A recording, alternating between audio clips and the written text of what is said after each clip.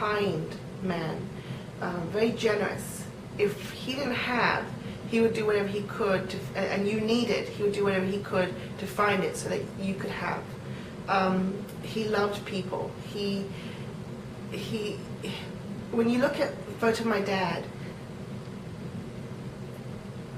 you see a wonderful man, a beautiful man, a man who was filled with love. Sorry. It's still hard to talk about him in that way, knowing that he's not physically around anymore. And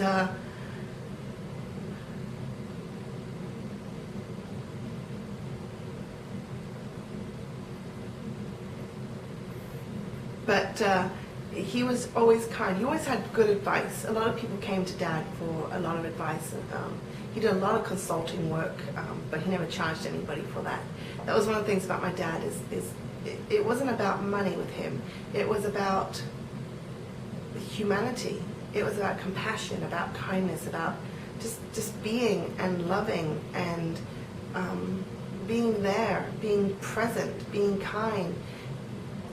There were so many times when, you know, as a teenager, I used to get so angry at him. And, you know, I would wonder, you know, why is he spending so much time away from home and with other people? But what I realize now is that when he was spending that time away from home with other people, and it wasn't that much. I mean, you know, when I say so much time, it wasn't like, you know, constantly he wasn't there. He wasn't there for us as a family. No, family was first and foremost to my dad. First and foremost, no matter what. It was all about family, and whenever he could, you know, have the family with him, and we could go on vacations or just do things together, it was the family. The family, we were it. We were an island unto ourselves in so many aspects of the word. We were so close. We were so integrated. We had no secrets. We had everything was shared, and it was just a wonderful, beautiful upbringing. Yes, as a teenager, a lot of times I challenged it. I didn't like it. I wanted to be cool. I wanted to be modern. I wanted to be fashionable, like my friends' mums and my friends' dads. But you know, I'm really glad that I had the dad that I had, and the life that he gave to me, because I really have a deep sense of family, and today I carry that with me. And family is the most important thing to me, above and over everything else. My husband, my mum, my sister, my brother, we are the family. And the way it is that we do whatever we have to for the family. Whatever sacrifice we make for the family, because that's what we have, that's who we are. And that's, you know, how we identify ourselves. My dad, being a Muslim, was also extremely open-minded. I remember when I was really little in primary school, or for American friends, elementary school, during the Eid holidays, I remember being kept home from school, and that was the 2 times of the year was during the Eids, was I would stay home from school and we would pray together as a family. And I loved that. I loved that so much, because my sister was home. At that time, my brother wasn't living with us, and he was in Australia with my grandparents. But when he was there, when he lived with us, he would also be present. And it was a time that we as a family prayed together.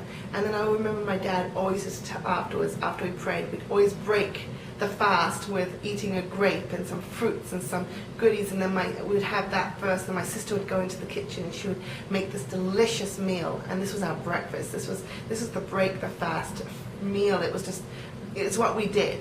And it might not have been orthodox, it might not have been as traditional for many Muslims, but it was for us. And as I grew older, that kind of stopped, which I really wish that it hadn't.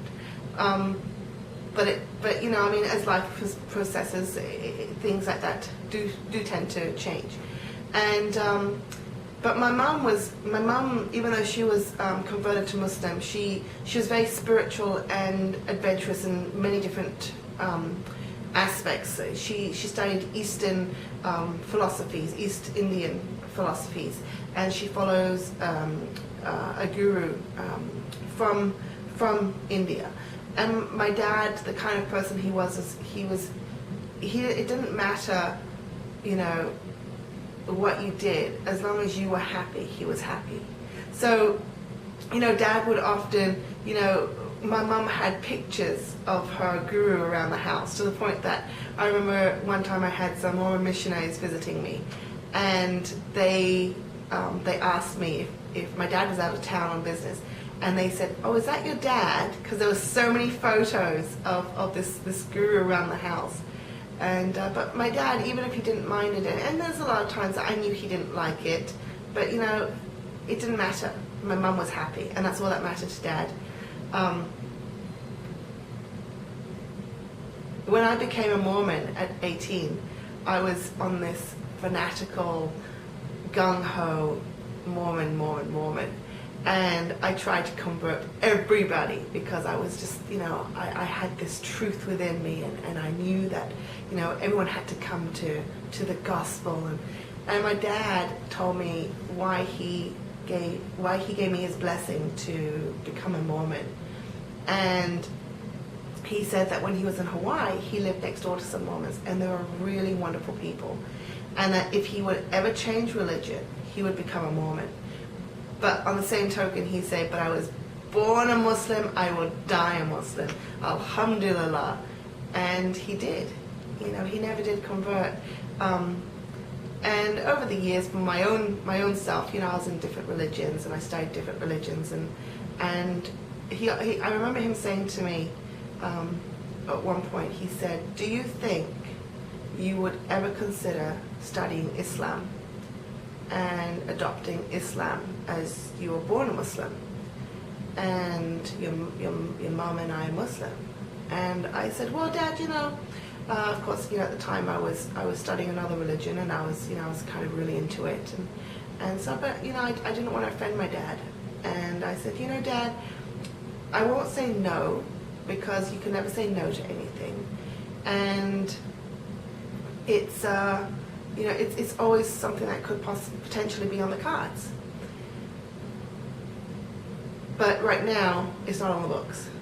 "Okay," he said, "well, as long as you're happy, I'm happy. And, you know, I wish you all happiness, and I support you no matter what you do, because I love you.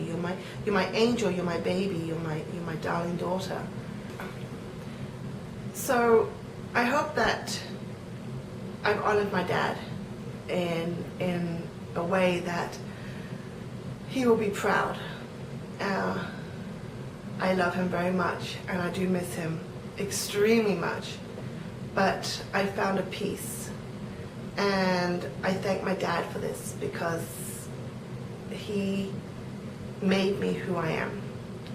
And if you haven't told your dads lately that you love them, if you haven't given them a hug, if you haven't picked up the phone lately to speak to them, do it. Because you never know how long you've got. You never know when Allah's going to come and say, "Hey, it's time to come home." Take the time. Don't just tell your dads, tell your moms, tell your brothers, tell your sisters, your cousins, your nieces, your nephews, aunties, uncles, everyone who means something to you, who you love. Speak to them. Reach out to them and let them know that you love them.